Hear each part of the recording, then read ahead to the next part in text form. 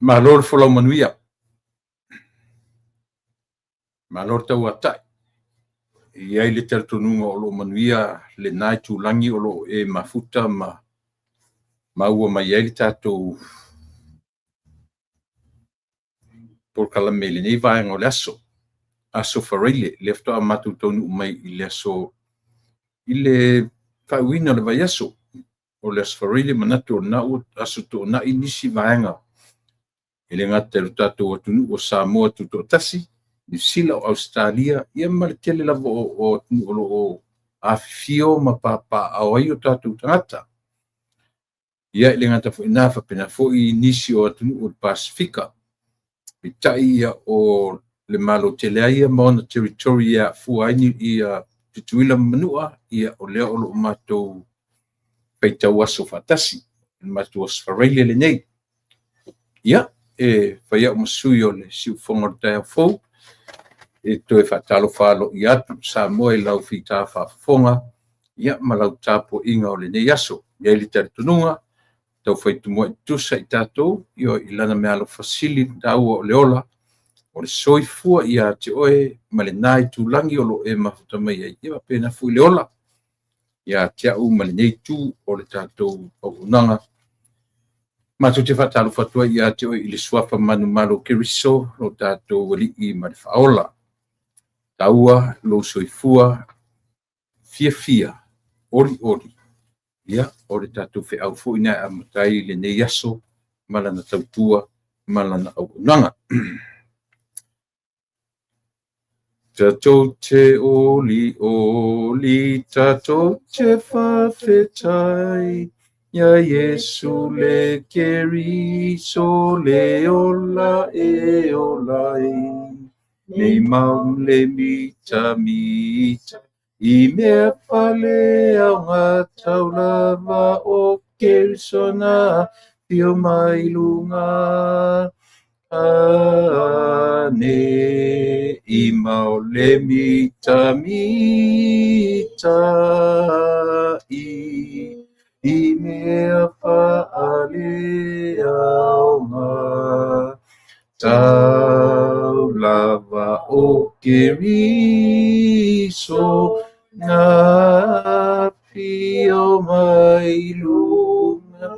O Yesu le keriso na puapuanga na tali le tatauro le sasamalema le nei o le tatauro e olia yawa Yesu keriso o ia na maliwa Aine i mau le mita i mea whale au ngā tau lava o keriso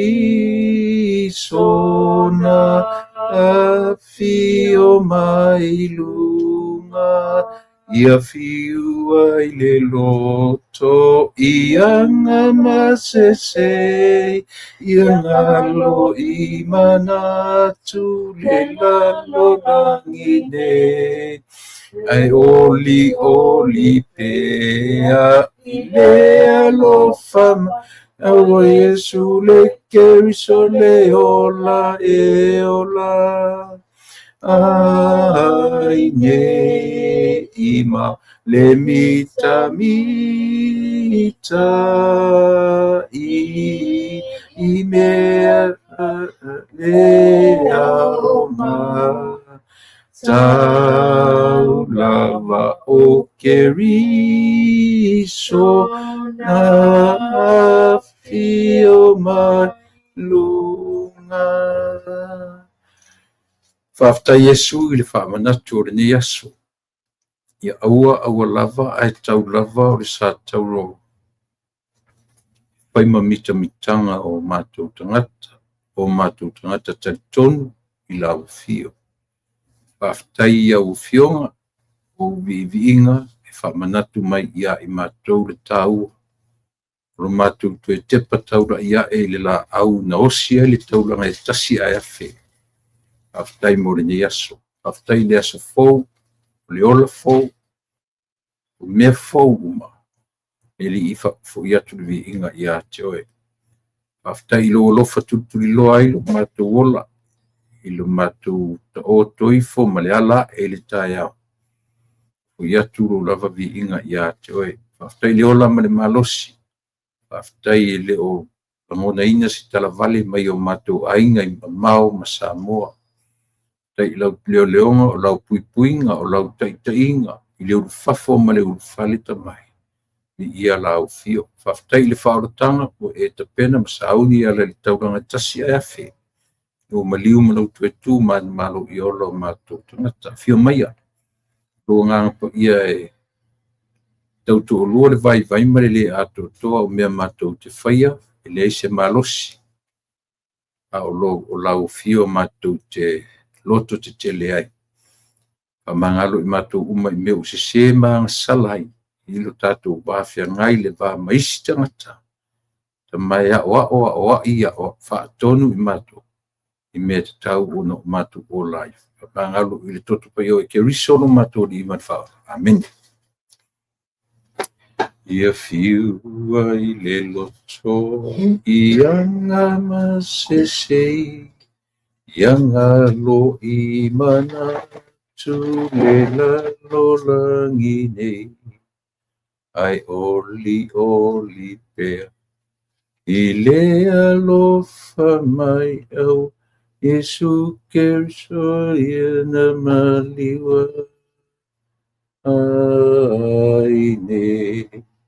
I mau le mita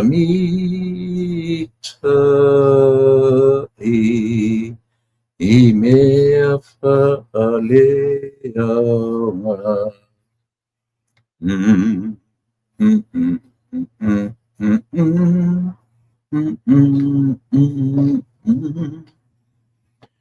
Ia, o te whatalwhatu i lau whawhongaanga ma lau mai moanga o le ni aso. Leo o mātou tonu mai tau o runga aso ngā lue. Ia o le nei tūlangi o mātou o no pia i manu no whai le nei atu tele. Tu ua onga, le o to iaini a onga ua. Tu ua onga al whanau. Ia, ua mai a fo ina tele mo meo whaunga. Ainga i anai ainga o loo. Whaangangala to ainga il masina ni o iuni. Ia te leo ma iuni o le o to iaini me whapena. Ai atu i le masina fau. Ia o le tātou whasolo role ina tifa le tātou tifa tō le tātou wholaunga. Tātou anga ifo, uma lea ea e ilunga o iuni o le o ngā tutonu ngā le mua tausanga. Ia mai alo iuni, ia o tātou natulole o le a whatifa i lalo le tātou whainga malanga i lalo fia. I lalo le whai unga o le ni tausanga. Tātou wha iulai au kuso se tema o ki topa November. Ia. O tātou pese fo i pese o kirisimasi ma tātou te pena i lona soifua mai. Vave le tausanga. E matau tia le tere vave. Ia, ai e le tatununga o sa mau whainga o pa ia. Mio e mau pale solo sa nunu atu.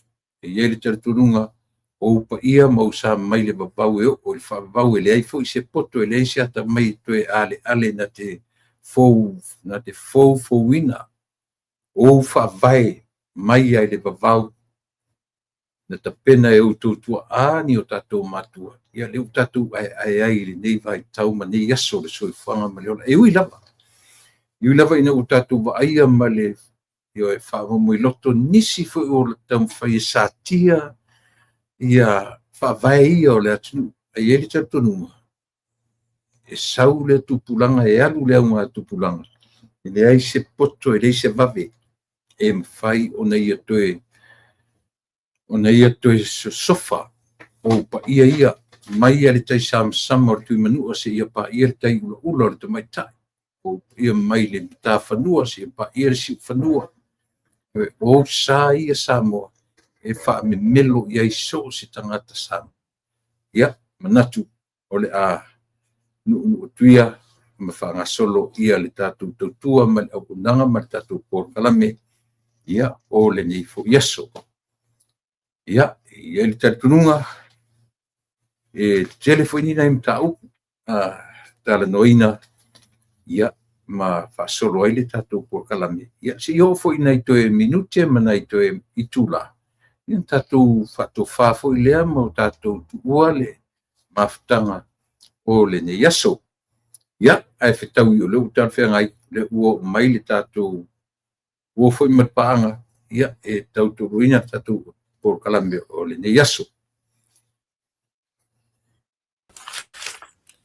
Ia, ma lo li il folau manuia ma whanua, te tonu o lo maua le soifua lau le lei, ia i le nā fo i vaenga o le lalulangi, ia o lo o nopia iai mau mawai. Ia i te tonunga ia o le nā ua asutona i lefto a mātou tonu mai i le tau alunga o le nei vai aso le whia ngai o la whia au mga runga masani o le vai aso, tu ua o ngai nei a mātou. E manatu o le nai lava ua o nai olo o whapena o nai aia pia o ngai le tautu langi. Ia mātou toe al au whai ngā duenga lea e wha. E pe a vele upule o le weekend, ia ma le vai aso malo lo mai whia au mga duenga. Ia, ai e te tununga, whio mai le tā pōkalame whai pia i aso tō tasi, te tasi o le vai aso. Ia, abatu e te umano whapa i le atunu, ia ai le pia lo angai mai, ia e whaatalo wha mai i a Samo whafonga mat whalalo. Ia mā lor soi fua maua malangi ma mātu la epa. Mā lo fo i le tau atai. Ia, o le nei tū la. Ia o te whapipi ia tu fo i le whaatalo fo man whātou lima le fionga le tātou host. Ia tu la epa. I le mamalu o tātou paanga masani. I tai so se e ka le sia mo lātou whatua. Whapea tinam ta māma tutua i te tono maota malawa. Te tono maota ma ai o tangata mātutua ma o tangata ngasi. Ia whapea le loa to a tele o tātou pa angalango ia alo mai o le a tātou whaasoa, tātou whailo, tātou tala noa, ia maamatu ni whautuanga, i mea fo i o lo tūla i matutupu mai, i si o tātou atunu i Samoa. Ia whapea fo i mātou nei New Zealand, ia alo mai tula epa malo so i fua. Malo whaftai, whapea lewa e whapai mai i o e tā te piama i le tā whatalo wha i le atunu. I ele tari tonunga, tate ese i aso mai tūla. A o le lava singa lavo le soifua ma le ola. I o le mena e lango tasi ai tātou whaftaina i le atua. O mari tau i auto. Tula e pa o le neiva i aso atua, vi iele alofo le atua. Wa sui le neita e au, wa langi le lei mai. Wa susulu le matau le la, ai pau lea, o le maa losto le matangi marsavili. For the Monday to Ananafi, ma losto le matangi martimunga. Ia au le neita e au, wa susulu le matau le la, ai tu langa la lea le maa losto savili. Ia. Mana ia pifa pena lava e fesusu ia lava le tau o taimi o itula ia o tu maulanga le lei o le tua wa vai tu foi suru tino ia maualo manosi fa fowina o le mesili le ona taua ia fa pena fo ile nei tulangi ia ala tanga ia tamta o la son fu lo fa no atu le ua tu ia le lawina o le kamsinonga pala li momo sa ta papel ita o na ta papel le ai tu la epa ni te wasi se o leo te va ia tu papel o tu ila so se fulu lima aso se fulu lima o le sa ngai news o le so fu o tu ti ale a faina la so fulu lima o faina si mama o nei ona le papel e to a fito fo inisi moli mau o fito nisi mau na bala awina na nafi ai la tau tele i o atu i le afo i le mautafono o i le falfamasino. Le la whapea ua whaatonu ina ai la i le whamasinonga ia le lo ia sili ina ia whaise ave se la patainga ia i la tau ia to fitu. ua fai asi umi o nei masino. O pale umi o le tūlanga pen tātou whaafonga umai i le tawarumanga o le fontanga le pale mini le whana a mai ele tūla fono la i o whainga palota le nasa ua manino ai lava le minsta o whamsinonga o tūla fono wha vale valea tūlo o le ngana tu sao ono tūlanga la lea pera nele le tūla i mai o le fionga le minsta o lo nai tu malo o ana lo fi momua o sa onga o le tūla le na tangi e no foi i yusu e no foi i yusu ia na e palota la ia faleata Whaafewhia nei tu inga tu la fono. Whaafena ia atu ia i whaleata ngai o ia analofi. Whaapea foi la whale tonu le tu la i mai ai. Le iei le afianga o whale ali li tasi. O e sau nanga o tatau na whai se fufuanga i tu la fono nei. Whaftai ai le minsta o whamasinonga i luna la ngā o le melea. Io O le, pe foi le foi tau langa mea o le fai pule le matou na mlau e no foi sa vai happy o ia le na tu le isu tu fuolo na isu oi mea fale ali tasi ali ia le la ua tatu fa longo o fa sinonga le nei mo fanua i lo ulo sa ta tau na mau ele a matanga o tau sanga lon fai ua umi ona toso ai e whawhetai foi tula epa. Ia uia, o te whawhetai foi le umina toso. O na mamanu whapenei, whawhetai le mataala o le fionga ia te lupe. O na ua ia ma whaina langa ia te tau whaantu la fono. Ia o langa tūlanga la ia lea mai le umi. Se mamanu a whele whai unga i lunga o le whasilau pepa. Whasilau pepa e le ilopo oina tusia. O le sa whaasaini se sema lala meno iai toso to e adia esu inga whai mai o le affidavit whaatau toina a le mulmulia ea maua le ungani sa whai le ale pepelo na whaalafi la ua e le fast pefo na amai ta pokalame mua wa tau tele le ngō le fast e le whaapena tau mai se ngō se tangata stotasi fast and overall globally it's a big organization se la montu puafe o lato members wai umatula se la montu puafe nei le ala watu amaiela le talia le ngali ile fape mai o ile ai o la wana o atu e fitawi malesi vaenga sai le famasinonga fape mai wa uma famasinonga ia mo pepelo le aina le wa manino ai ia o le lawa tua inga le nei lausi se lau limas furu tala lausi 150 tala a wa mai mau wale to finga o le fionga ia te lupe o le minsta ngal venga te tele o le suipa le mia a le tato whainga malo le nei lausi se lau limas furu a ele o se tupe fo ina tu sa o atu o te lupe ia i lato nei whaile tua inga le senga la le compare ana tulanga le case ia vai maunga tolu le matino na sua tulava le o lo molia tu ulima le tupe ia i lato nei o lona senga la le na le ngatala i lea mafanua le te ia o tis apia tua male se la wafe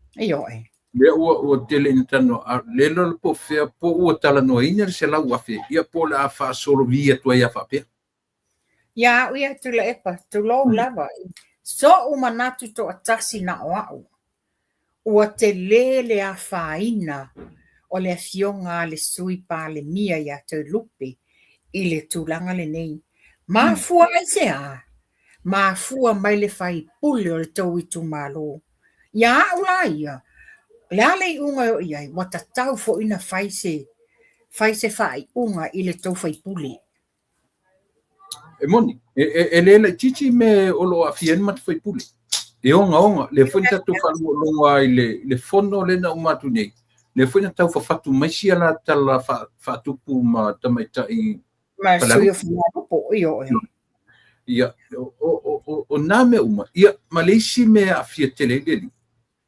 O le malanga le i fafo alu tala no o sui o le malo. Lau, ale iese fasotai. Ele ina malafionga le li pale mia.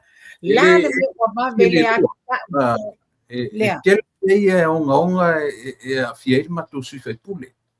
Ai o le mea leo soi fale alili.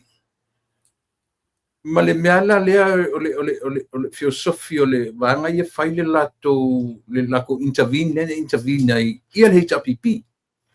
Ma ina tō. La epa. Mea tonu ale tau o le polo kiki elea. It's a simplest way of seeing it. Mo le polo kiki elea.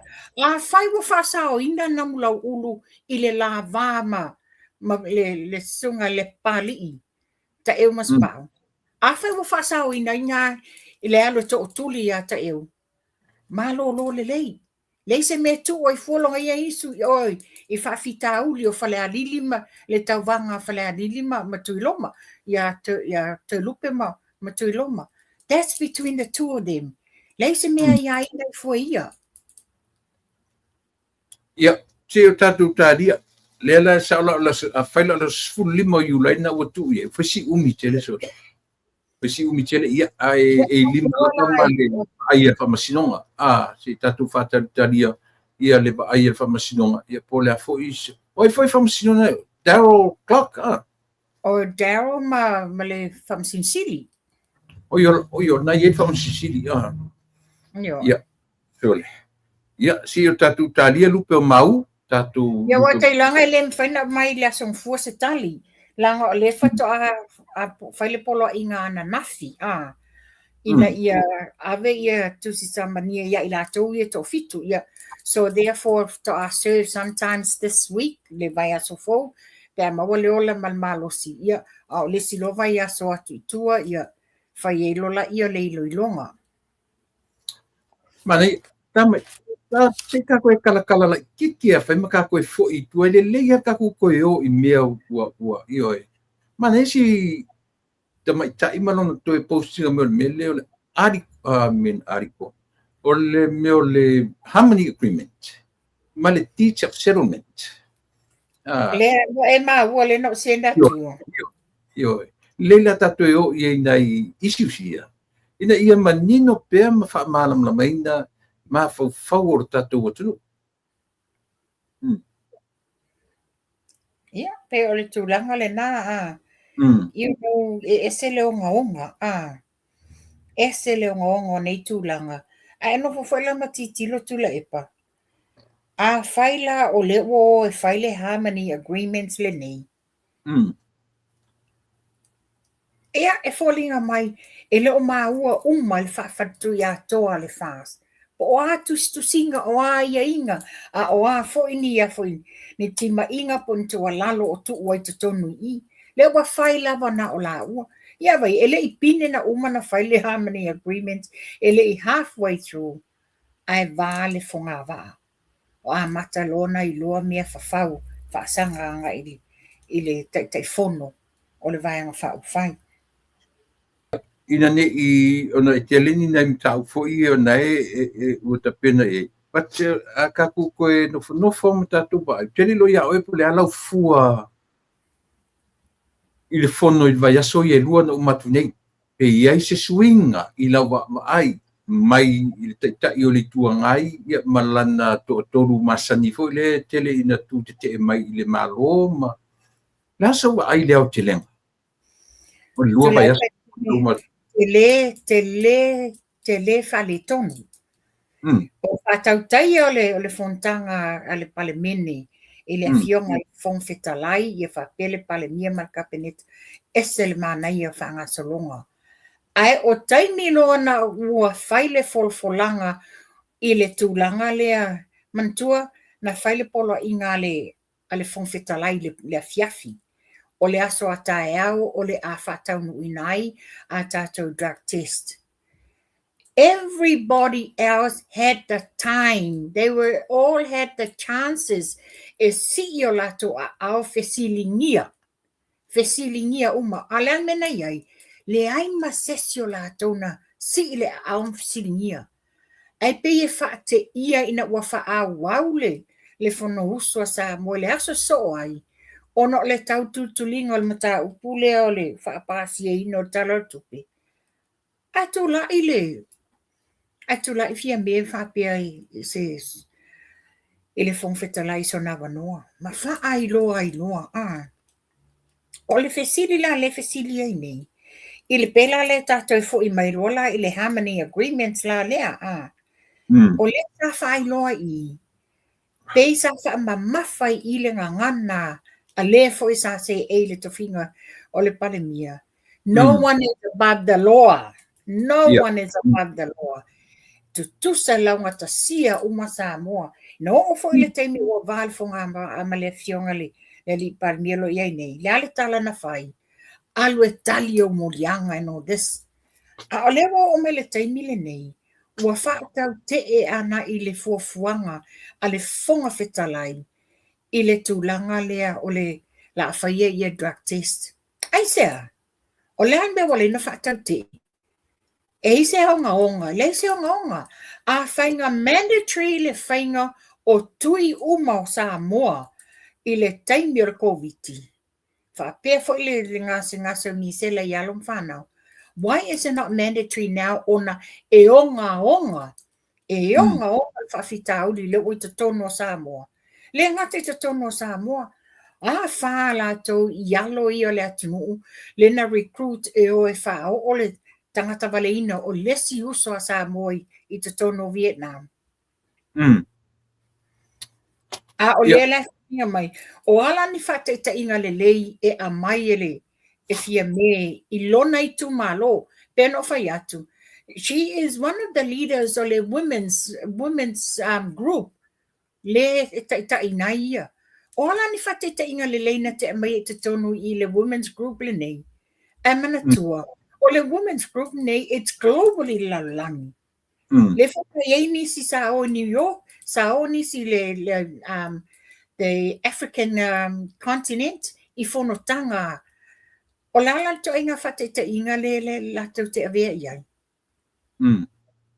O le ese senga la na o fontanga le no titilo iai. Ua matua I manino. Ma io le va aia tangata I fōlinga mai ta ita o le tinai a fia me. Why? Lale mewa e itai.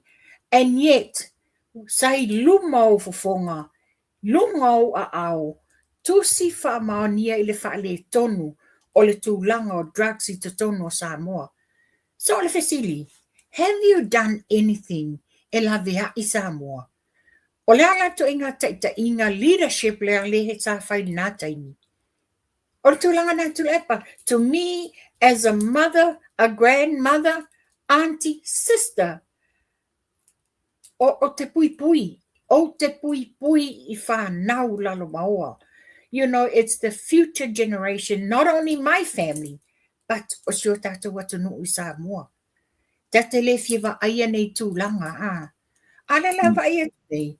Ui, e pele popole la ia le fionga le sa whapito. Yeah. Te mantua fo I mawhanua. E hir whatanoanga a lo matua nei whafo mai na wa umar whono. Na interview I whafo mai tanoa to ruela to o ia le atinuu mai foi. Ma le pule. O le tala la le lo matua na ofisili fo na filma po kala men na fi. O le fai unga le al parmia mar kapeneta. Ua so sopo I tamali anga o tangata o le atunu. Ai meselama I la tau o lo no nofo I tutonu o o lo ta ua o tai o le atunu. Mai o le mea la le tuatui. I ranga umata por kala momoa. Eli fai. A lela na fai ata la lo matua. A o I le fai. Na tele fatino ina lava le test. Yeah. Yo. Na tele fatino ina lava le test. Ua iei taimi na saulo matua fai ma to represent Samoa I fono te tele la lang. Yes. A tatou wawaaila iai, e saua ma le mea o lea, o lea iai longa system le mea o loo taula iai le lalolangi to get rid of. Oloa, me kau drugs, me tau, a lea na mautinola pa, na sau ma le loo matua ia le mene. Tā mai i le mea le pi o le tauloto le ala loo matua, o le rule of law. O le ola i le tulafono. Pe tulafono, pe le aise tulafono. Le aso sirafia. O tūlanga le iai tula epa. Tulafono mo tangata uma. Launga tasia uma tulafono. E le aise upu whape pe tulafono pe le tulafono. It's a democracy country Samoa. O a uma mea whale tonu. Or you commit a crime, you serve the time. Or simple as that. E leila se me whapea o ia langa o haulea I'm above here. O nā ta mai ai. Falling mai e vai mawalalo. This is how I see it. Vai mawalalo le tunu. Thinking, o all fai pule, o all sa whapito. So therefore, I'm above here, everybody else. Pela na sau noanga. O le tūlanga lea, o le tofu, le polo inga le na mai fong fitalai, ua ye le fai unga tangata uma la ofenga wenga malo. A le na sau no fa pesa fa pito. Ia o le ofenga wenga na malo, o e le I filfilia la ofenga wenga malo, le no foa le o te sau fa iai. E moni, e le filfilia la ofenga wenga malo. But you are now under the government I le te inga I te tono al mautafono, not only le fong fitalai, fa pele palemia. Ai o ala ia ngaluenga e fai le gamanai uma fai pule. O le o mai o tau la fai le tau fa tu la fono ina ia pui puia malavea I Samoa. Le ala ngaluenga lavea I le o fai lo atu. O le ngaluenga lavea I fai lo le fionga le fong fitalai. Le lango ina fo I palemia marka peneta. Ale whapea mai, ele aina na te le. O la ula lu I lea, a whaafufonga mai le tu malo, tu lou a lo to whanga. O le lu I la lea. A whai o yeini wha nau a lo to whanga, o yeini a fianga, I whala au whasaina. A whai le to wha le tu malo. O whe sulu I lo to whanga mo se la veai. O whe sulu I ai. Lea, a le solo mua le tau fai pule e nate te ena ngā luenga la vea I le fai ngā malo. Tu salai tau ole upole o le leader e ka kau lead by example. Lead by examples. Exactly. Pena o fai atu. A whafonga me le tu malo tu lo o le avatu o se whate ta inga ona o tu langa le tu lai mai. A whai e ni alo lo to whanga I ni a fianga.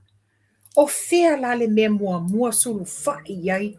E ta tau na o sulu whai le lato tofi. Whea la na o sulu I a lo to whanga e sulu whai le lato tofi. A le solo mua le tofi. I lona te ena. What advice can she give? I le tu malo. Pe a whai e le o ma whai ena ia. O na ona whai le tu langa lea pui la ia. A o tātou I loa le tu la epa, I ratu nuu nei, e ke refuse le whai lau test, guarantee you are a positive carrier.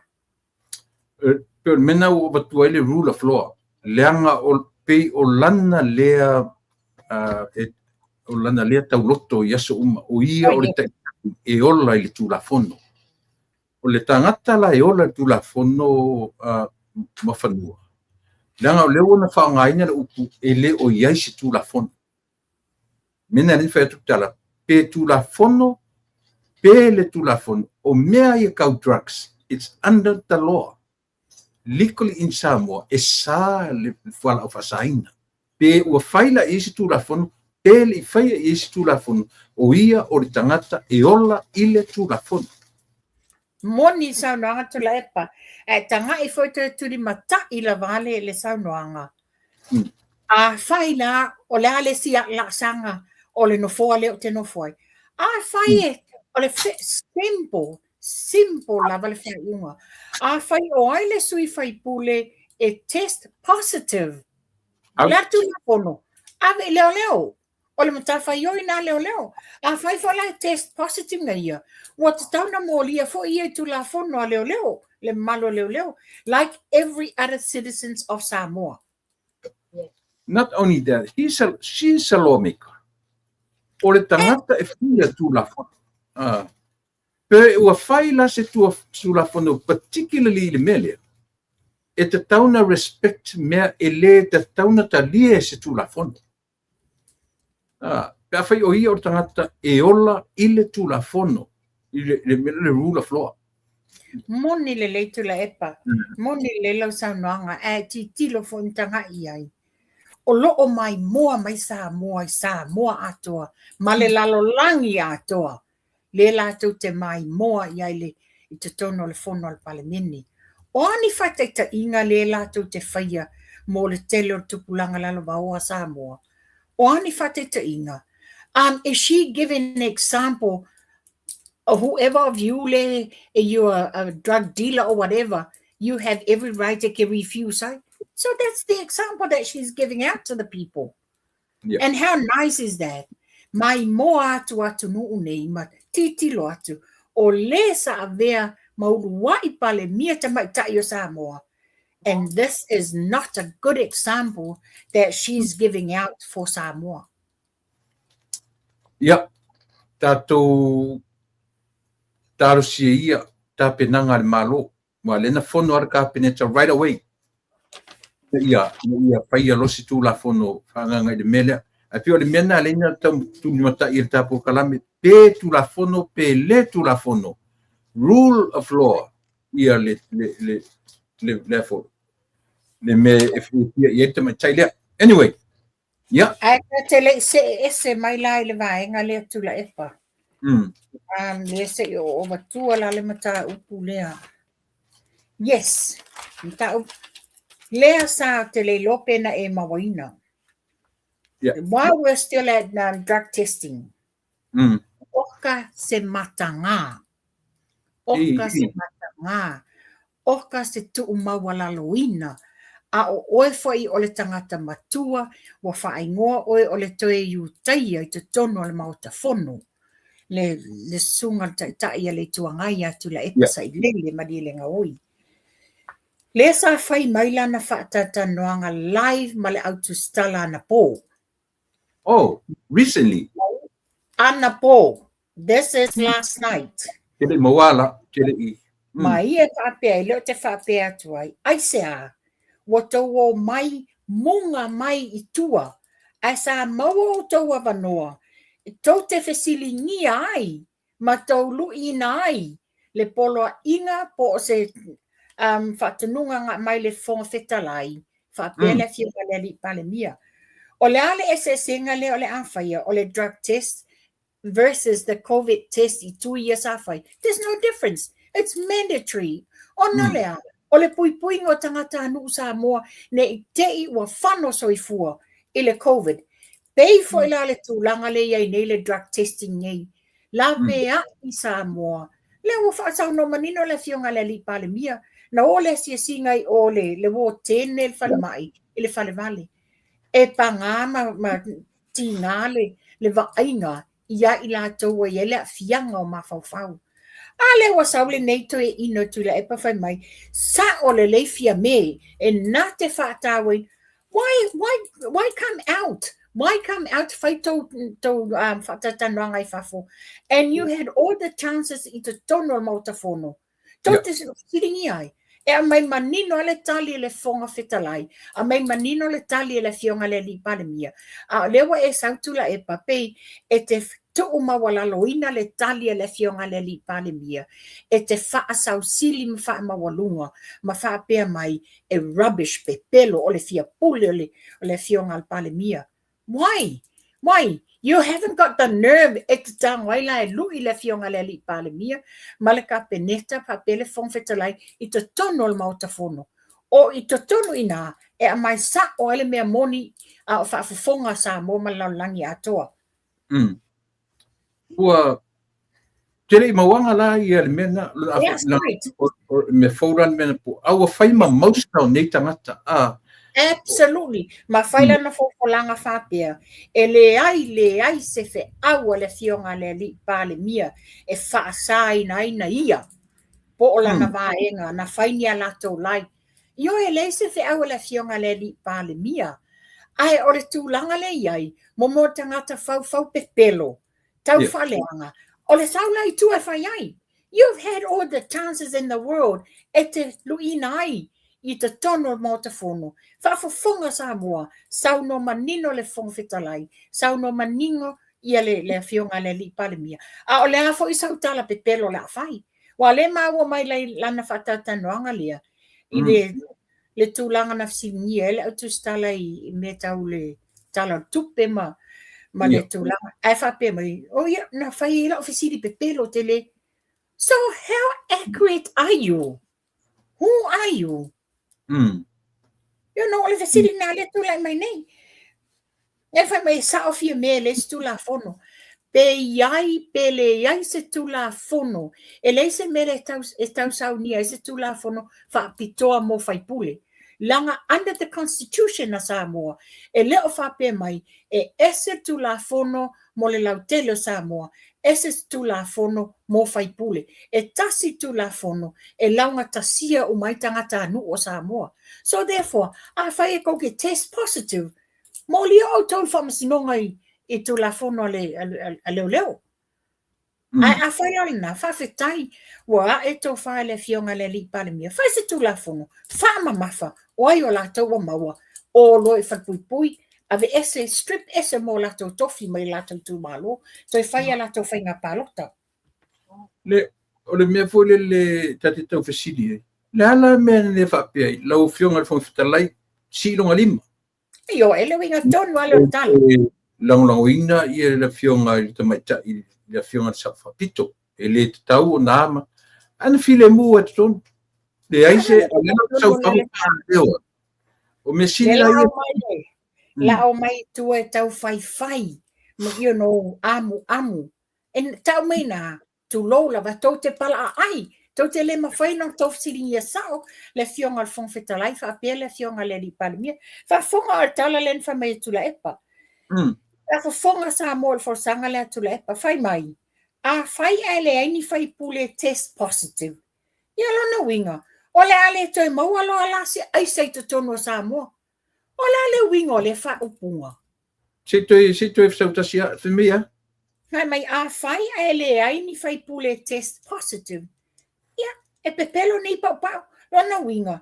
O le ale toi maua lo alani aisai te tono sa mo. What on earth is he trying to send the message out to the people? Sala lewa a fa longo mai e o lo la to fai so linga tu la fono. O le fa pe o ya lem fai. But what it gets me o le ma fai na o te tono ma o te fono e fai ai tala nei. A foi le manino o le ma te fono o le la tu mai fusu le fi na wai. A le la e fi ele ai ni leo fa pusi to tono le ma te fono. Ai mai fa po ini pe o leo ai no pe o leona fe ai. O leona fe ai. Yeah, you know, they're very gutless. Ai o tono me te tauna fina wina ai mata o puonga fa pe. Ina leo fa pusi. A foi na o te mata wina i fono na mo nei. A o na si mai lima ma watu e yo o leo e pe leo fa pusi o la tu tanga o tau talanga. Ele tu sai se vai la ele i le vai sumo mo al fono. Ai fai mella fatta no mai foi. Ma le lilo kanata. Le sui o falla time sam tau. No loana tau alo le li ana i fasili. Ai si fasi vai ngola na tala na fa pe ile tala le i fai pule. Fai pole o fast. Ele levanta tu mai o tofu ma fale tele. Ma fa pelan tala tu sa lena mai fai pule o fast e mai su e mea i tu tonu le malo. Yo, le fai pule le fasili le. Kanata. Le fa tanu a kanata ala fai fondo. Ele i alu pe mai le i alu le session mun mulu le fondo. La no ma watu fas ia le wo le anga il sesen mun le fono pe mo te mi la fiafi le wo saula nga tari atu lau io na Ia wa sili ai la I lea faipule le alu e tali I le tangata most wanted mai Australia. Ai tu le fono usu ale whainga malo. ia o vai inga na o tangata ni o le o ia e pole a mo fanu pole ala la tu tam fai fa mala sa mo ilo la tu fa le tonu la ia o le majority o sa mo o malama ilo la tu wola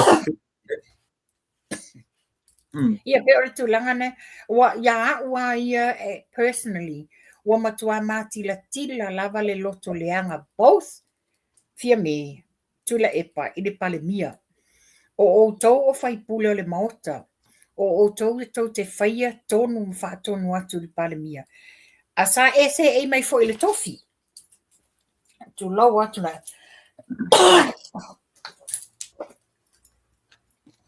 ia te si la firma fanu a te rewind I tua ia le recording a tato malapa eu ai tangata eu foi isui na no ina le afo ia le HRTP a te ave tua ma te fa longo I fono tanga ma mentu tupu mari tua nai te lo oi le si me fai tai a tu le pa ele ai ma se mea na te maua fa pe na te le masanino fa pe o te fai atu rona le sana me na te maua ia le lau le malitoa Yoe, tasina me whaingata, ona ele o yeini me fulele na te whapea, pei o le whapea so o ia wen manatu, o ke whaiaku roa.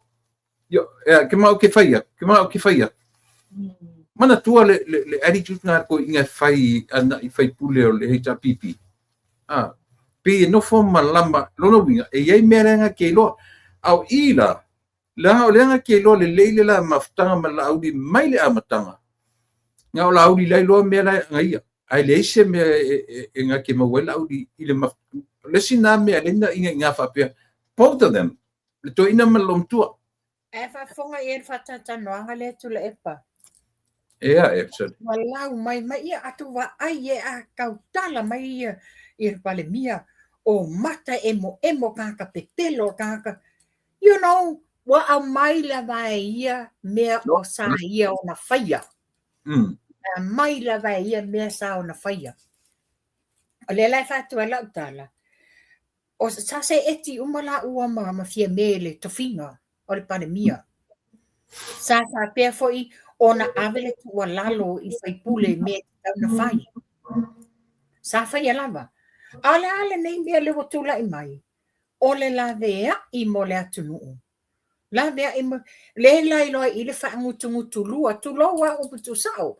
Whaangutungutu lua I o tula epa. La me te tau muli ai la ia fia me afterwards. A whai e te loa e pepelo la auri e le ai se fe au a le fionga le li pale mie whaaton winai o tau e whai tau test. La mene adwai whai lau test. Ai e te whai lau test e te tau mui ia le fionga le li pale mie ma le fongwhetalai. Wania e I le lua loto e le lea. E te aru lava, tala sa o le tula epa. E o lava tula epa sa I le ono futu I lalo. E te aru lava ma lo loto e le mama. Lo loto e le lea anga I le fionga le li palemia.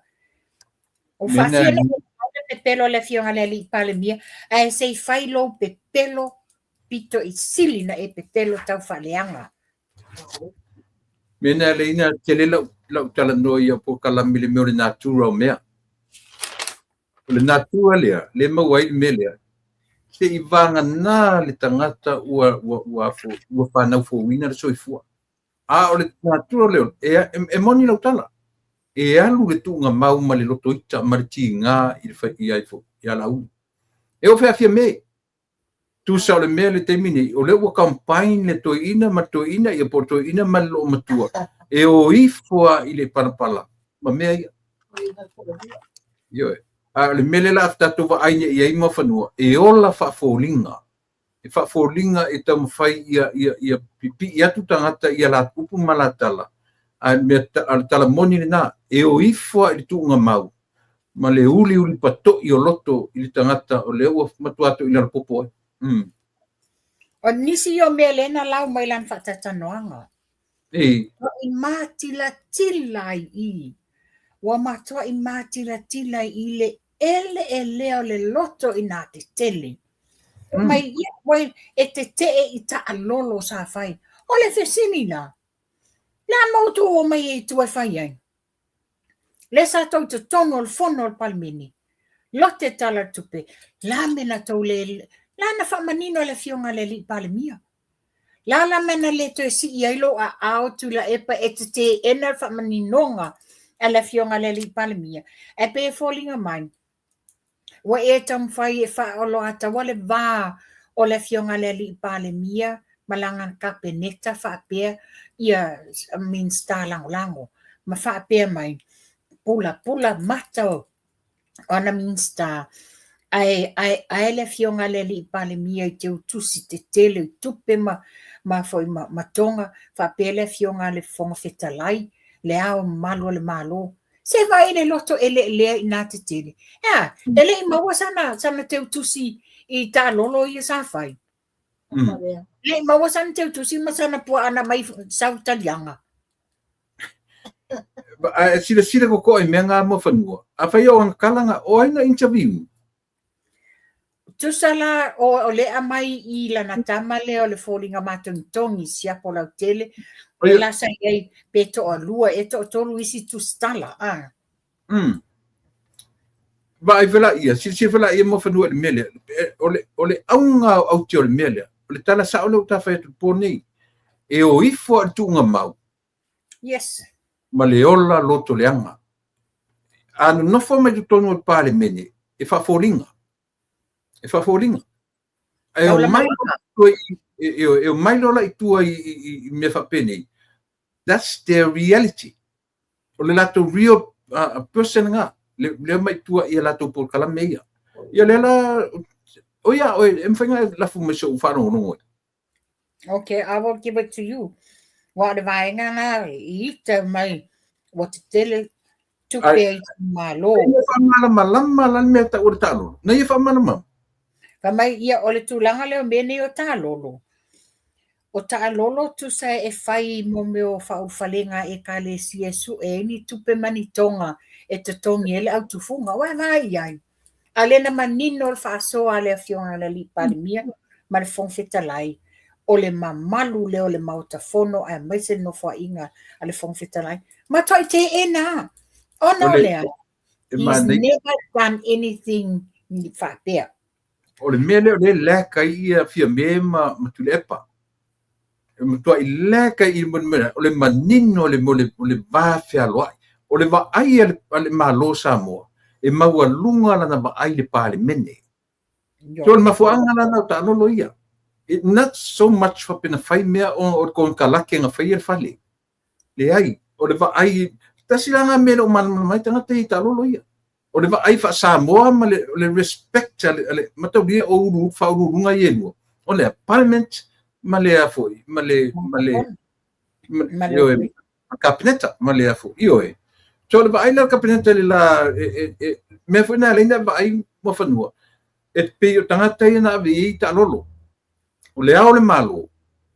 O le parliament, o le fonga fetalai, ma le whamsinsili. E leila se mea o le awa ia nei fua i pefo. Lai malama kapeneta, i le kapeneta. Ma nino le leita. Mune sa unanga natu lai pa le winga le tala. O lewo ona fau a tala ma manatu, leanga manatu se e whaalo a tawa. Ai o te tonu, e le mai maua taimi o kapeneta o lo o manino. Lo o manino o kapeneta. Bewa ona tali le fionga i le minsta o ta longa le fionga to whai a se wa muli ti a kontoi ina. Nena fesili ia. O a fea su yeile la e mawai le natali manino le fionga minsta. Peo na sao noa tau whai lau tusi. E sui le pāneta le lopo o fele tu la o le la ale wa pale mia le fionga lau le malieto me tonu ana le ili tata na tinga loto Mo fanua o tala na ta e feotia matangata ia. O tala ia. Feotia ma ono futu. Ale ono futu o ono ai lava. O upu ia. O tala tupe. Wo tala tupe fai mai. Ia mai mautai ni tala tupe mo me o moe mitinga. Moe mitinga so se fai ngā malo o ila le wata mai ai. Longa winga o tala le tupe fo i o na taimi o lana taita inga. O mea whafolinga.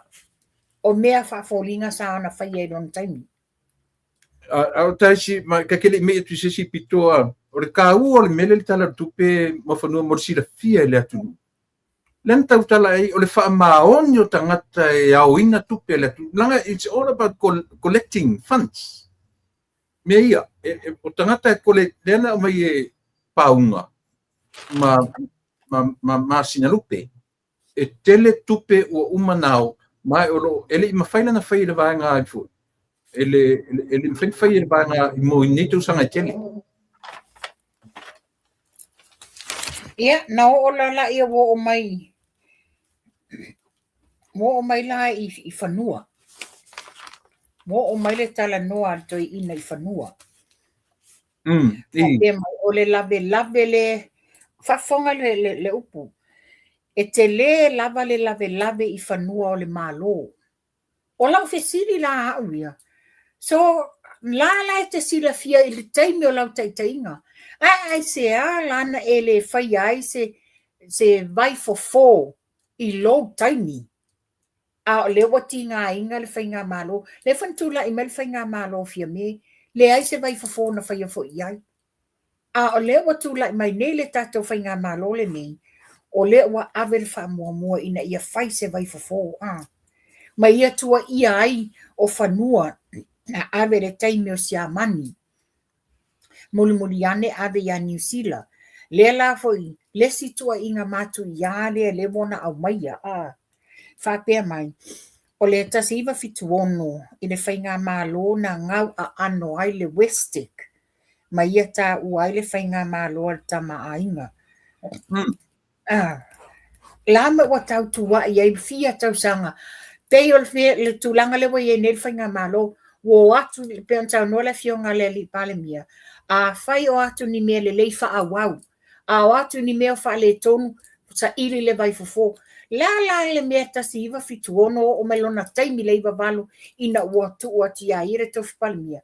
Why hasn't he done anything? E whai e se vai fofo. Pei la o le tūlanga le o whai nei e le whai ngā malo le nei. A la asau e wha sino lima ma tusi le lima e le tama ainga. Ia, o ele. Le whainga ki kua iai i teimi o fia me sana he ringa vaenga ele ngā vai kaini. O le fo. A te sila fia, ele longo le leilo na tua ingo sia mani. Ele mana ia? I longo le lei, i lau le whalongo. Eisia, leilo le lei ale te leo le sao tangata sia mani na watu ati na ele o Samoa. A leo whai meo watu sia mani wha valea Samoa. O fia sa wetu le pamita. Ia, te fisiri mua ia po felo na ia whasino manga. O le langa peo na e sau noa. Te le sao sia mani te tonu o Samoa. Aia, ana le kia mani e le maua le koko, popo, maniu nei, sa lato atina e ina Samoa. Lena umae ai Samoa, ala mena o iai. Lena ta atitia le lei atina e le lei na whai el malo sia mani. Take over New Zealand. Lal mena o iai. Ave New Zealand whanua ia sa ave sia mani whai le atina e. Le te whafo ia whanua i tu malo. Awa ave le laina maua whanua o le malo. Ia ala mena iai. Ta siwa pa tolu le whapena amataina to e sell. Le na whaatau wai kai kwata eka. Freehold land e le malo. Le la whapea mai. O lana sau noanga lea. Pai mai sa ia tula epa. E le mawhai o na nātia ni mea pio. I whai ai whanua nei. O le whesiri lau te whesiri ai. E leo se mea pio e le mea le na whai ai whanua ia le sa na whai ai le lulua le tau e kālesia. ni mea mi o tonu na mea. O le lawa e la lau le whainga malo, o le mea tonu la lea, o le ua tau fua le mua le i fufua.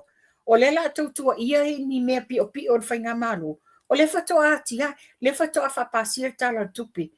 E tātou te wawa ai e tau la i luma, ia tau mwhainga le whainga malo. A leo ni mea sa o la pone a mi o tonu, lu ia na whaanga ai whanua, a le nupi whaa. Ia wa yellow sister, polo sister ino elenga malo besi fanua. Moni, iyo e. La tulang, la se tala sa whaingata le amatanga o na whaia le stala le tido le whanua. Wana watua o soifua ia panoa. E le i mawhaina li liu e se mai whanua lai lalo nupi whaa. So e le mawhaina. Pe lima e atau sanga sa whaatali e whato am whaina whaina. Ola. Ia. Sorry. Ai te mana tua fo i mawhanua le tala fo le na whaira tu ina le minista o lana kabineta le na watu ma tam whaia saini ia le pepo. Ia pepo whanua, valus furu eka. Le an whapea mai ana le to alang kiro se mangui e saini a. O le ikala ngoi le FTRE. That is yet to be confirmed ma pefa maunia le natala. Ona o mai la ia o itula e pa o te whai atula o tala o au ina wa o whaalongo e le mea lea na o la lafo tala i lau TV mai mau pe ana whapea lela ngona mai. How corrupt and two-faced are you to la e pasai lele? I'm sorry I say this. Fōlinga mai e whaawi ngāla na tala noa mai i le tofia ina o le fionga ia vui Clarence Nelson e a vea mako mesina o surufainga. I lona whaapea mai, ia, vai ai, o le nei whamasinga o li kaya, a lewa a apa mai ai la auli wha ko fia le komisinga o surufainga. What's wrong with that? What's wrong with that? Sala to fia le fionga ia vui.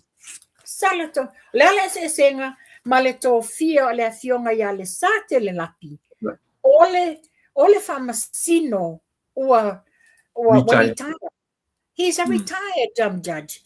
La le se senga to fia o le fionga ia tu lo le fionga ia le sate le lapi. Wata ure swafo.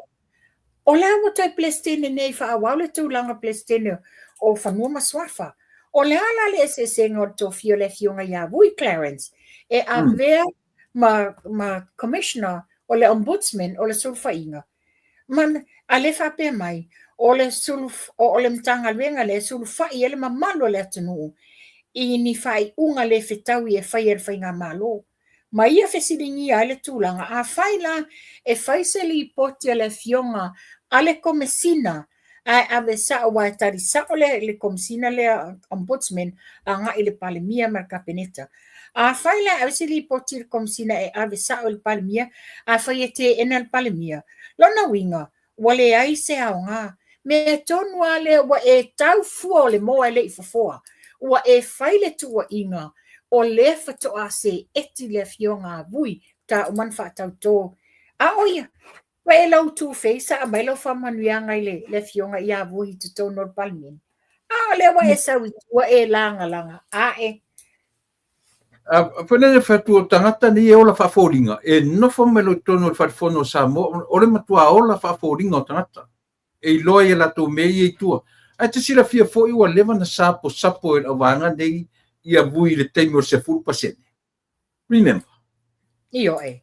Lewa na sapo. Ai o lasa i fo ita i ala ma mea na mafua i whainga o le whai unga. Le whai tio mai e mawhapea mai. E na te tua ia le fionga le li pale mia. Vai le mo meo whai tionga i lunga lava le loto le. Ai mana tua tō whinga nei e le whai e le fionga le li pale mia. Leo wai ai le tato PSC o la tō e whea ngai ma tō whinga le nei. Uma a mai le lako recommendation e tali i ai le pale mia maraka peneta po le ala tō whai unga pela tu titalia ina. A le wha wanofu matama. Matua i le fionga le li pale mia tio whapea e le o muli mutai ta i ala e whainga o tō whinga. Ale fesili. Ai se lana e le whaailo ai I te tono le pale mene. I le taimina whaailoa mai ai e le fionga le li pale mia. Le tofia ina le fionga ia vui Clarence e a vea ma komesina le ombudsman. A le wa e sau I tua. Yeah. O I lo ai Samoa. A wharongo no mai foi Samoa ia tau nefia. E alanga le whaaleuina I te tonu. Langa o mea sao lalo te tonu. Mene. Ai o mai whafui I. E whaingo whiena mai whaiela to pepelo. O mea mai tara no I whafui I. Na o mea pepelo. Yeah, pēnō whai atu tule, par whafonga anga Samoa. Whafofonga o tau I le laulawina o tua inga tau whaaleanga pepelo le leito e ina. Ai ngalo la ia, e mawhapea mai. Ia, a tono a o ani li poti a le mana o ia le pala. La me la tua ia le fionga le li pala mia. I le taimina e ta ina ile mtanga wenga foilia. La me na o na toso umi ai le mata upu a si tamali le mai whalatai. Le na oso wha ia e leo lona whale o loi te tono le maketi. Wa e tupu le mea lea o leo te sao whai au tawha I lesi store lea na wa aitino ia o mata leo so wha inga le na umi na toso whapau tolo mta upu le na iwa na whaina ile a inga o si tamali. A whawhele le keisa moangu ti alea Perahim I le lava se Yulipet. Leva na toso. Lea lava ele o malia le fionga moangu ti ele o sa o le whaingola na case. A whawhele case o le whaina tula I atu ia fia mea ilona ia taimi. Whawhele case atu au. Tele na wā cases I taimi o tau teka inga. Ele o ilonga na. Mawhanu, le post le komisina le watu ne ia vui. O le posta le ia e suti ai so se tu inga tangata pena o se loia, pena o se olale. O le post le tula epa. O le experience ma le anga waa o I la tau I ai to finga whaaloia tu la fono.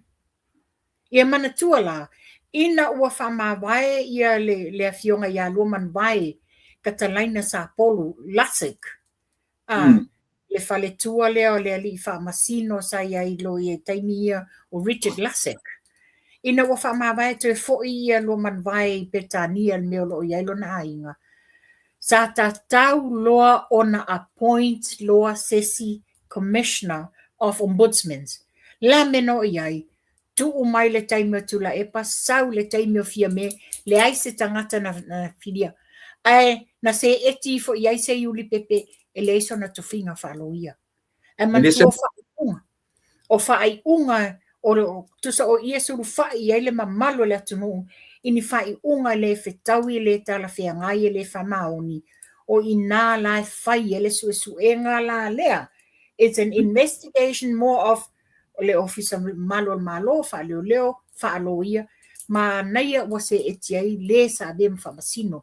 Lava lona to mai ilo ina o mata upu whapea. Ala tu lang oli silo ia nei temine si lile o tuia to something to tuia. La loia. La tu lang nei tonu ia I temine. Yeah, tonu ai o tonu lo official attorney general. Okay. Because ole ombudsman la vai ele to atele se le mtanga wenga dia. Ya, mana le. Ole sila me le lata se moto la watu le baanga tutu. Tula epa. Ngalo ya ta uta fatata no ngal vai asolentia. Ole sa imai. Sau le ala pule lunga yana fatata noanga. Malama vai nei. Sau ia le atinu yana fatata noanga au mai le sei mata upu. Fatata no mai fia me a mai le sei mata upu. Fatata no mai toina tula epa. Ile whapea mai. Wa talo sanga ma ua lui e le ala il pule limoni. Ia le fionga le li pale mia e o e whaise la fatautonga. Now lo wa to tono le pale mene.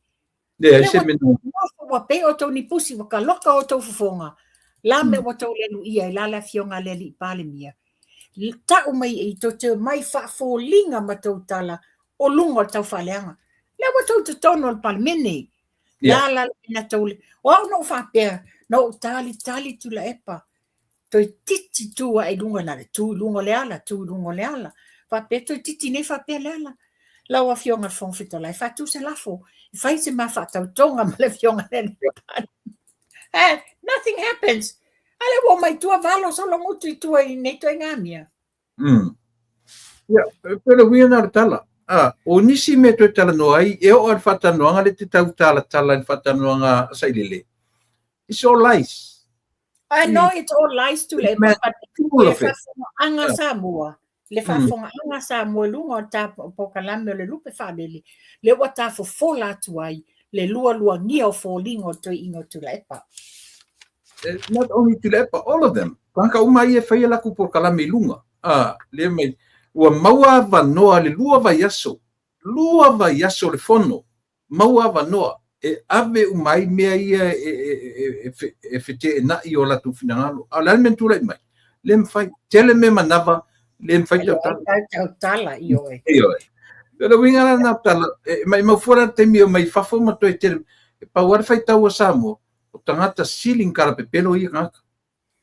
O le ringa tonu ale, na o olola ia ua fesilingia se tasi o tustala. Pea tustala le whapea mai nisi o le whawhawhine whapea mai.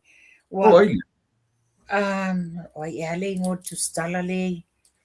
Anyways, ua fesilingia le toi whaia o ni press conference ala fionga le li palemia. Ma whapea mai ai. Ia ai o tātou sa mo le atunu democracy e tatau wana whaia whafonga lan whateta inga le wa ave tula e pala autustala. Ma ia a whaia le toi whaia ni tau whatatanuanga. O tau sua tau sources. Penny rumors me mo I me pepelo. Tau mai. Wai wa ai lai whateta inga le anga o lena te whaia. Wai wa ai whateta inga le anga. Alu rumors me sa wala maletua inga. Ia. Whateta inga le nga whaitono le hafoi le mautafono. Ma ia. Tato mala. Te ia wo o li liulim ta upu I le tūlanga la le lau te whaitau ina whapea ea uia. O le tūlanga o le tau whaaleanga tam whai whaaloa taua whaaleanga le vā o le fionga le li pāle mia malana ka peneta. Le wingo tala le whapea mai ia. Tanga ila ia le mele le tofia ino le fionga ia vui Clarence e avea ma Commissioner of Ombudsmans. Mo le na matolo lua vai aso taluai. Ai le se matala o faia. Ia na ai fasile fape mai ia. O ia ta o mai I tau nei lo le fionga le li palmia. A faia te lo e tele mana o lo sesi. O ni faia sa tala. Ia tos fulu lima lana ka peneta. Fa fena mato I loa. O ina ta o mai ai. O le ala o mele tau mawhai fai. E te tau mawhai e wha amasa saloina le mawhawhau le fionga le li pale mia I lana ka peneta. Le ai, aua e iai tangata nala e li liu le tūlanga anga I le ka peneta. A whai o iai nisi o mtanga luenga o la iai se tōwhisota inga ta o le sao. E aua te tau mawhai wha aloto leanga, wha aloto ele lea, ia loto le fionga le li pale mia, ma lana ka peneta, ma ana min stalang lango. Ma whanua o lana lava lea o anga tactics uai ia. O lea, o le tamu whai e whaaleanga mai tutonu, e talepe mai tutonu ia le vaenga le malo. Sa ola sanoanga. E whioti lava ma mawhauwhaunga leanga ni e o ono pāpano. Ia. E wha mai pia I tūlanga o le. Tēnei kua maalia rani le. Maalia tele. Ia wona la wina le fia poto o le fionga le min stau tupe maua. Leo te whai atu ai. Oka e so wha amawalunga. Wa e manatu I whatu la e pawa na o oe e te poto na o oe e te iloa. Whai o e te poto me e iloa. La nena le fia tausanga e le o te mau aingo sa mua le tūlanga na le iwa masina le watula I le whainga malol ni. imita mai tau whailonga tikeli and all that. La me, la tuale sa sina degree, la me iai, tu mati le mawalungo Samoa. Ele ngatelena, so le matangai kai ko se fuka sanga ko ngole. Par min e kali mail au ruki sia le ia la tu fisil. Minister. Yo. Des la ko fisili saudi kali la ko fisili saudi kali. Afko aming skanga. So o tasila me ka kaunga mamai ni tangata. Kaunga mamai ni tangata. Wa umma tu inga ia le o le tara tupe ile tasitesi martolu tasitesi marfia piliona. Ale fo wa langa fa me le ai le mo mitinga. Ale fa tu malo e ai. O revenue si ento ngadue. The same revenue si mo ke awinga kai mi nei. O lona winga e fua I lungo at fa maoni o tangata o le o ture e au tupe to tele fa maoni le taimi to no fo me nga le yo o ese tupe ale fa merta la tama mi sta tupe o le taimi nei ua mafai lava e tangata Samoa matala o tupe I tu tono Samoa lava ia ona sa ili le biliona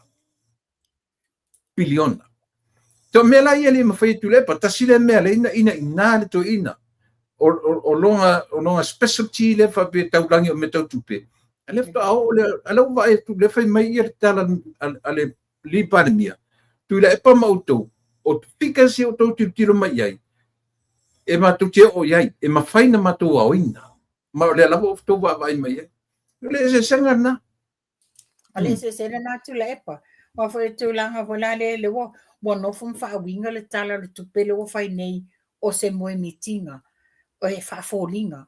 Ia le wa tātou malamala mai, o mea la ia sa whaile taimi o lana taitaina. A tanga I fo iau. Pe whare te le si tā whatata noanga le no whai atoi. Na le popote o e whaafefete le fu e ino la tau tanga. E ti tilo iai, tele le tupe I to tonu o Samoa. La me, e aola o whea sa ave iai. O le tanga ai le sa alu e le telo nei mau tupe. O lele a mai te tono o le tupe mau ale malo e ati na e ai le malo. Ia. O tulanga na le ia. Ia na o mai la I le tatou airline o ka e tula epa. O uia na o tawhia. Kai mai. Ia. Danga le mala malama la uli malanga whainga malo. Le nei tala. Le mala malama la tau te le iloa. Run se whainga se whawa lele. O lau fesili. Ana e malama le lei o tula epa. One, e le ngau le Polynesian Airline. Lua, e le ngau le Samoa Airways. Te lo tula epa le telo le taimi na whai le Samoa Airways. Yeah. I always loved the Polynesian Airline. I know a sui lo Samoa Airways. I always put it down. O le Air Tawanau. Yeah. That's how I see it in that taimi. Ia, lea la, wha mai oi e le, la tau te le iloa whai. Nā tau te le iloa whai ni pisinisi tau wa lele no this. E ngala ia tula e pa, la me nā linga maualonga I ngoa fōlea o Papastui. La me ngā linga maualonga I ngoa nā Papastui. O le atua le tu malo, ai oi, wha vi, ia, avere la vea il policia. Avere au malanga lea, to fiel au malanga le fa falenga po nso nga tupe au la kapi au kilikiti ave ia lalme na ta manino la ve lesi foi tamali ile la fa tata noanga ma la fa ia bele na mato woa na le valu suta la le mena tongi fa ro visa ai fa tali foi mai ia goodbye Felicia alu tangata ile tongi pasese o le ala lau mai e le iloa fai se va lele e le iloa fai ai le fo e pepelo le va lele le na au mai ai te lo la no fa longo fo tala na manino ina me o fe au le le fa pelan tala o fai le me vai e tu Papastui o le va au malan me o ngau le compagnie vale vai le fai manino a me ata fai manino foi matoina ale no fo ma lafo tu si lima I tangata Ia o le si mea le na mai nei lana. Ilana tau whaaleanga le sāwhai. O leo wana ia tua ia le whainga malo. Le whainga malo e le ato se iwa masina talu o na whanau mai. Wana tua ia i le waa. Ma lau mai ia whai. O e mai le nei waa wha lea sa mo le waa. 2 milion ma lea. La ale mea e tua ia le whainga malo a le fast. Fta iwa masina. Ai, la le taimi lena fuafua le whainga le waa le nei. Lua tolu, lua olua wha. O aina ia le whainga malo. O le taitainga.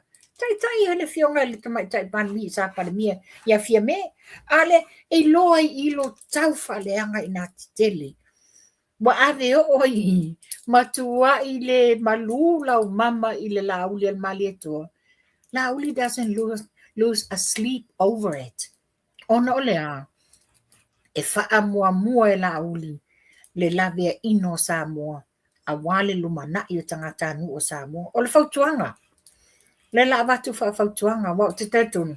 Ia foi nisi ona lango la tau te molio o ina la tala lea tu la epa, which is I don't care. O le tama o matua tu la epa. Le matau saka e tu le foi. O le ala lea o ngā ninga winga le lisa e whaia. A o le mulifo wa e solo mua ia o lo tau whaleanga. I le whainga mā lo whato a whanau.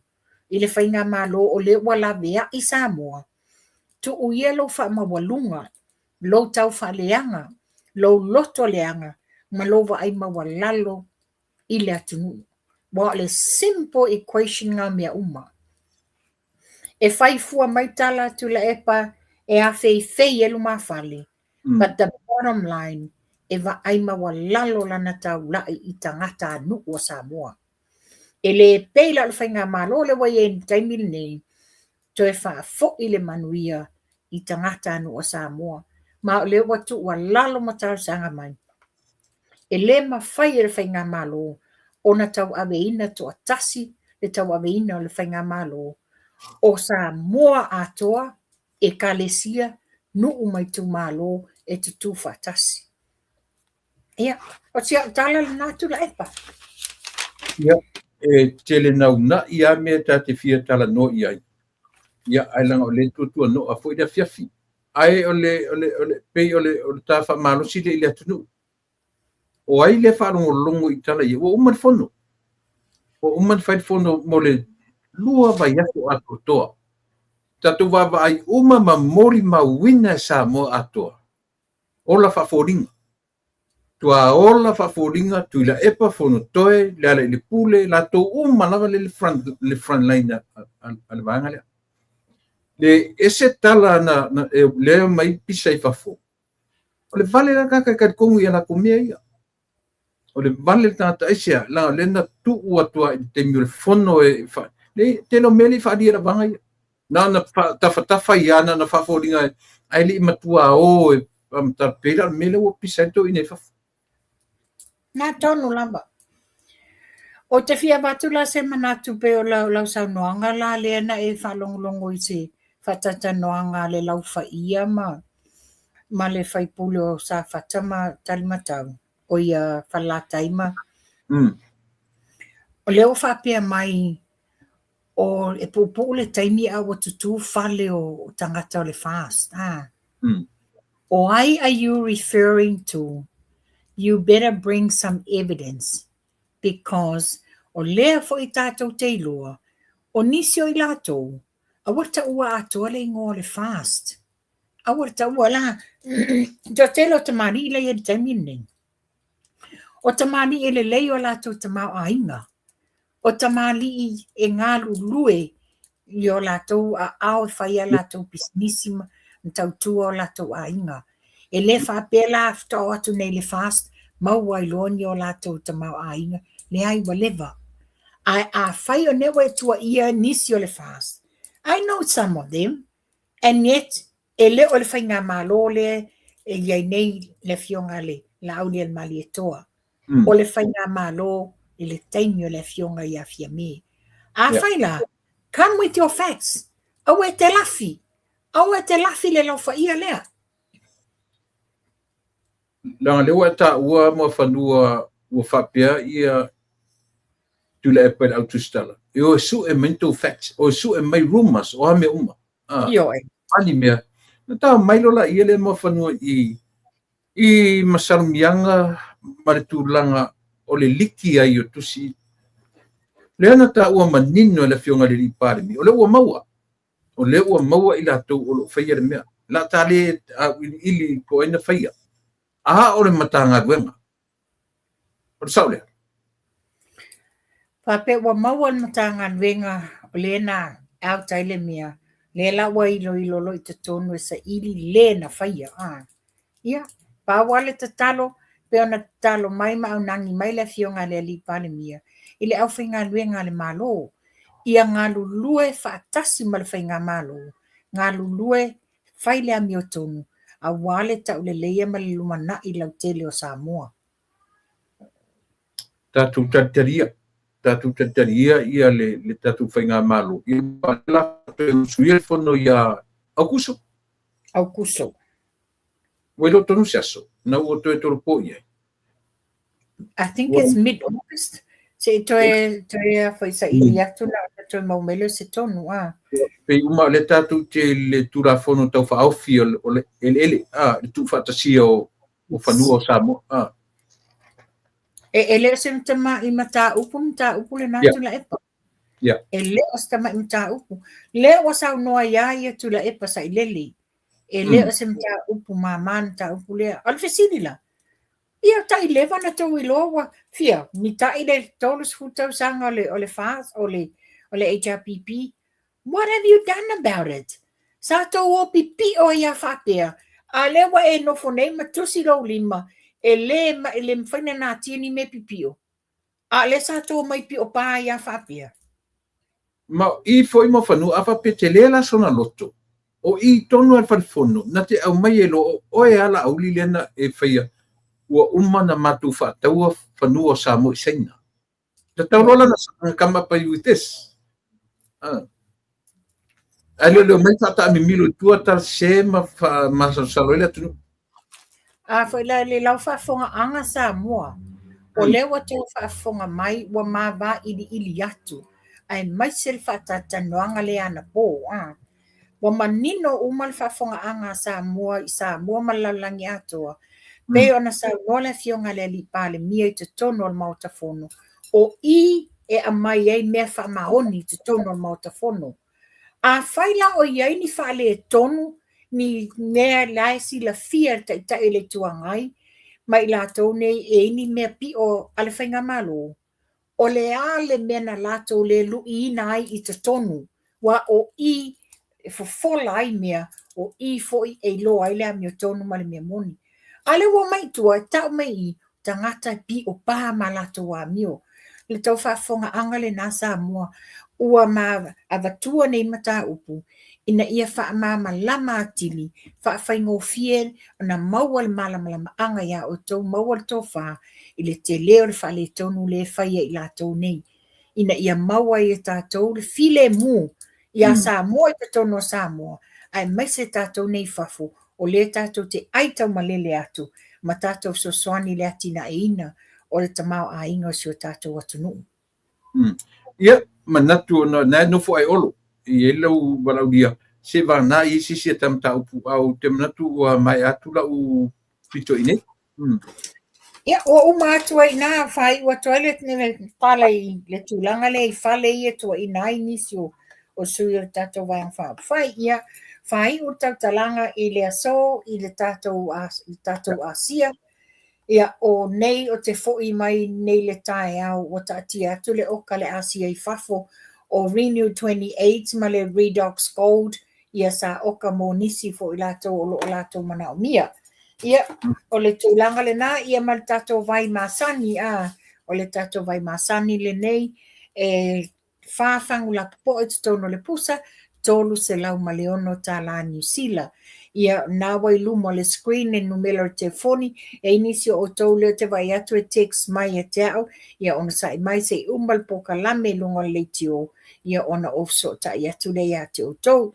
Ia tūlanga na iai, ai mana mia le Asia ia text mai. Ia tula epa o le nā lau whaafonga Samoa ia o le nā wa abatu se leo vai wa abatu foi manatu ina ia whaafingofie lau whaafonga anga ma maua o tau le tō whaatala i mea o lo tutupu i Samoa. Ia tula epa whaafitai tātou e whelongo nai tā wheloa i le vai aso fau pia maua le ola ma le malosi ia soifua ma ia manuia. Lei whaafitai ia manatu Samoa na ua aili tuatua ia le o tatou koko Samoa. Toe tau se furuale to toe uma. Na le vai aso ama na aso ia na whaatau ai. Ia whaafitai tele le atunu support ia whaafonga mai fo i lātou ana. Ia ele le atu tupe tātou i le amtanga le vai sfau. Tau nuk mai lotu pe ton aluatu. Ia mawhanua e salfo i le toe pea tātou ia.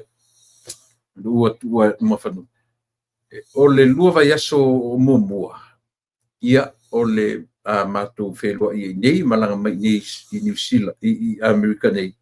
Ia lana talainga. Ia whelua i fo inisi e fia whelua i in person. That would be nice. Mo le tia minverso le on tour. Anyway, ia e iaile talitonunga mo i lato uma na pesosoani mai le whatauina o le koko. Mo te letu nga whaftai.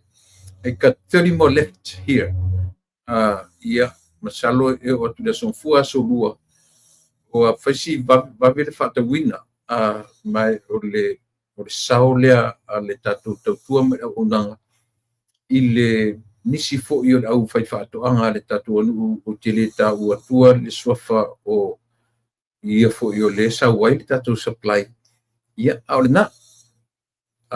I la wai nei a mātou i nei California. Ia pe o le koko pitu tau mo fiale i nei California le i nei $10. Io e. E whai mai asi ali i sa mo le tango e tu unga le se fulu tonu se fulu lima. Io e. Pai sa ukati le fatle ai. Ele o le nār wha moe moe pauare me ia tiau o le whaaru ia uma. To e patutupe $10 er uma i sa mo. Io e. E tu tongi i la tupe le fia le Western Union. Io me uma pauala o tarsanga ia i la tu le fafo atu ma California, fa mole mole. Tu tongi la o le shipping o kopea e mamau e se atu ma California. Io mana tu lava foi le tau tua mo o ele nei a fiafi. Io e. Tele foi naim ta upu e mo e pupu le taimi. Ia e tele naim ta upu uma ona whaatanoina. Ale fautuanga tele ale, pe o le fautuanga tele ale na maabatuana nei. Samoa. O le tāu o le tutua lalo le mele whai atuai. Awane i se tia i tātou i tala pepelo tangata i ua umale avano i tutonu o le pale mene ai mawai tala sao. O i e tutonu o le pale mene tātou te mawai mea moni o me sao. O isi la mei tu atu o le pale mene. Io inala tātou te whaitau inai. Tangata sili o na whaitala pepelo i lalo le lama ni masina. Io tau whaaleanga. Tau whaavalea. Langa atua ni fia sao upu. O lea mai whaavalea sa mo. E mai tau whaavalea lako fans. A lato followers. Tu sao inale takete iai le lato por kalame. Io e mei whaavalea tangata ia muri ia lato. Io le na. Ai o le tu alalo le na le tatou por kalame. Au tu wharongo iai, wharongo ata iai. Tali e iai. Io o le whai atura por kalame ni so mai whika te ruwhe mai o mai whaku. Io e. To lea pe mai whatu pea tau te whio ti uma.